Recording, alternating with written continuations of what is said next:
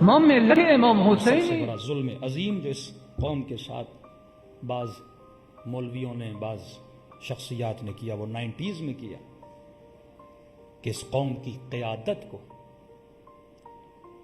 الزامات کے ذریعے. ایک بات یاد رکھیے، قائد کرپٹ بھی ہو نا لیکن قوم متحد ہو وہ قوم مضبوط ہوتی ہے.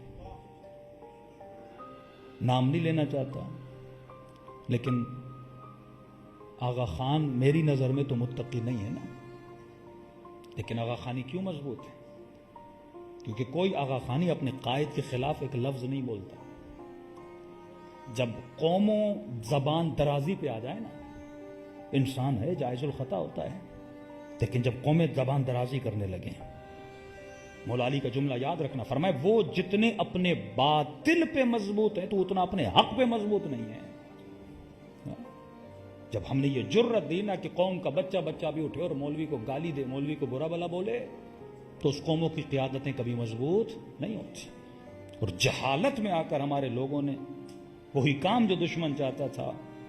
جب گلگت بلتستان کے الیکشن ہوئے، بے نظیر کی حکومت تھی، اکثریت میں شیعہ جماعت ووٹ لے کر آئی.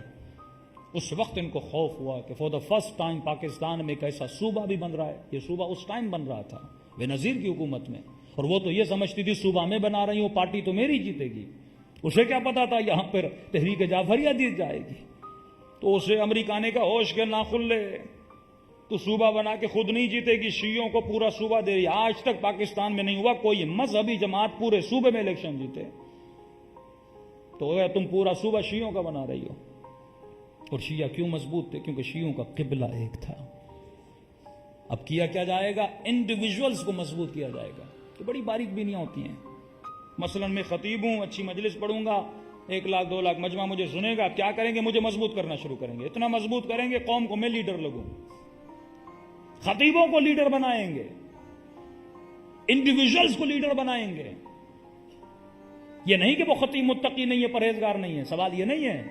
اچھا بندہ ہوگا لیکن اسے ہیرو بنائیں گے، لیڈر بنائیں گے، تاکہ انڈیویجولز مضبوط ہوں اور شیعہ بٹ جائیں انڈیویجولز میں، ایک قیادت نہ رہے. طالقانی اچھے تھے، برے نہیں تھے، لیکن جب امام خمینی رہبر بنے تو پالیسی یہی تھی کہ قوم اگر 2 لیڈرز میں بٹ جائے گی تو قوم کامیاب نہیں رہے گی. ایران میں آج تک قیادت کیوں کامیاب ہے؟ اب سوال یہ نہیں کہ اگر رہبر علمی اعتبار سے مثلا جتنے قوم کے مجتہدین ہیں سب سے بڑھ کر ہیں، ایسا نظریہ کسی کا نہیں ہے. ان سے بڑھ کر مجتہد بیٹھے ہیں جو علمی اعتبار سے، مختلف اعتبار سے. لیکن لیڈر کون ہے؟ رہبر کون ہے؟ تو ڈائریکشن تمہاری ایک ہونی چاہیے. علم اور ہے، رہبریت اور ہے. قاضی شورے کے پاس بھی بڑا علم تھا لیکن اس کے اندر لیڈرشپ کا سینس نہیں تھا. تو جو لیڈر ہوتا ہے سیاسی سینس رکھتا ہے، شعور رکھتا ہے، اسے پتا ہوتا ہے کہ قومی حالات کیا ہیں، قومی مسائل کیا ہیں، مجھے کون سی پالیسیز بنانی ہے، کون سی پالیسیز نہیں بنانی. اسے ہڈن چیزوں کا پتا ہوتا ہے، اسے ہڈن خبروں کا پتا ہوتا ہے. لیکن قوم کا ہر بندہ اسے اپنی پالیسی بنانا شروع کر دے. تو جب قوموں میں انڈیویجولز بڑھ جاتے ہیں تو قومیں کمزور ہو جاتی ہیں. اور 90 سے لے کر ابھی تک یہ کام کیا گیا کہ اس قوم میں انڈیویجولز بڑھائے گئے. بحیرہ کو دیکھیے، آغا خانیوں کو دیکھیے، کس طرح اپنی لیڈرشپ کے ساتھ ان کی سچائی ہے. سال میں ہر شہر میں 1 دن میں وہ جاتے ہیں، میں واقعی دیکھتا ہوں. بحیرہ تو بہت مضبوط ہیں. ان کا اگر لیڈر بولے تمہیں یہ ٹوپی پہننا ہے، یہ کپڑے پہننے ہیں، وہ وہی چیز پہنتے ہیں. اور ہمارے اندر اتنی اطاعت نہیں ہے، اتنی اطاعت نہیں اپنے لیڈرز کی.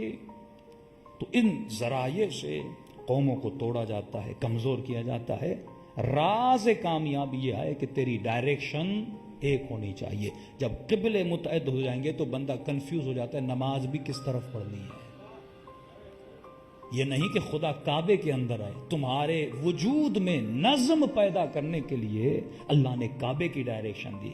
اسی طرح قومیں بھی منظم تبھی رہتی ہیں جب قوموں کی ڈائریکشن ایک رہتی ہے. صلوات پڑھے محمد و آل محمد پر.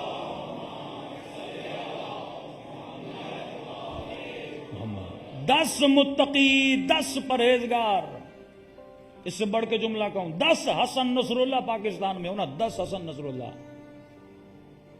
پاکستان کامیاب نہیں ہوگا، شیعت کامیاب نہیں ہوگی. जब एक हसन नसरुल्लाह होगा ना तब शिया कामयाब। तुम 10 मुत्तकी बनाओ, कुछ भी नहीं होगा। लीडर एक होता है, रहबर एक होता है। बात सिर्फ इतनी सी है जो लोगों को समझ नहीं आ रही। आप कितने भी इस मुल्क में कारनामे कर लो, कितना भी इस मुल्क में मेहनत कर लो, लेकिन जब तक क़ियादत एक नहीं बनाओगे, जब तक किबला एक नहीं बनाओगे, जब एक शख्स पे मुत्तहिद नहीं होगे, तब तक तुम कामयाब नहीं होगे।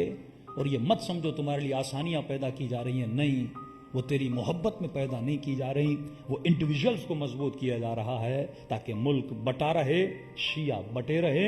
ये सियासी क़यादत भी हो, जो भी क़यादतें हो, मुल्क तब टूटते हैं, सूबे तब टूटते हैं। बांग्लादेश क्यों बना? जब क़यादतें 2 बनी तो मुल्क टूट जाते हैं। कौमों को इसी तरह तोड़ा जाता है, इंडिविजुअल क़यादतें पैदा की जाएं। अपने मुखालिफों को देखिए, वो मजबूत क्यों हैं? क्योंकि उनकी क़यादतें एक हैं। ईरान तब तक है जब तक एक क़यादत है, ये जहन में रखिए। जब ईरान में भी 2 क़यादतें आई, न इनकलाब रहेगा न वहां पे शीयत का वो मिजाज रहेगा। जब तक आगा खामनेई एक क़यादत के पीछे ये कौम चलेगी, और अगर कल ईरानियों ने भी ये गलती कर दी तो ईरान भी बाकी नहीं रहेगा। इराकियों ने जब स्ट्रेंथ दिखाई थी ना, जब आगा सिस्तानी ने हुक्म दिया था, क्योंकि एक ही मुश्तहिद तो बहुत हैं, लेकिन स्ट्रॉन्ग मुश्तहिद जिनकी ज्यादा से ज्यादा इराक में तकलीद की जा रही है वो आगा सिस्तानी है। तभी उसने एक हुक्म दिया, सारी कौम बाहर निकल आई, जिहाद का हुक्म दिया, ये इराकी लड़ने लगे। तो वो कौमें क्यों मजबूत हैं? हिजबुल्लाह लुबनान या लुबनानी शिया क्यों मजबूत हैं? क्योंकि क़यादत एक है। तो क़यादत एक हो। मौला फरमाते सफर पर भी जाओ ना, लीडर एक बंदे को बनाओ। एक काफिला भी 2 लीडरों के साथ नहीं चलता, अंजुमने 2 लीडरों के साथ नहीं चलती, इमाम बारगाहें 2 लीडरों के साथ नहीं चलती, तंजीमें 2 लीडरों के साथ नहीं चलती, तो शिया 2, 3, 4, 5, 6 लीडरों के साथ कैसे चल सकते हैं? तो अल्लाह ने अक्ल दी है, वह अत्तबिरु या उलुल अलबाब। अगर तू अक्ल का रास्ता इख्तियार नहीं करेगा, छोटा छोटा जाकिर लीडर बनना शुरू कर दे, कौमों को डायरेक्शन देना शुरू कर दे, तो कौमें तबाह बर्बाद हो जाती हैं। तो विलायत का मतलब है सिंगल डायरेक्शन, विलायत का मतलब है तरीक़े वाहिद, विलायत का मतलब है एक ही रास्ते पर, एक ही तरीके पे अपनी जिंदगी गुजारो।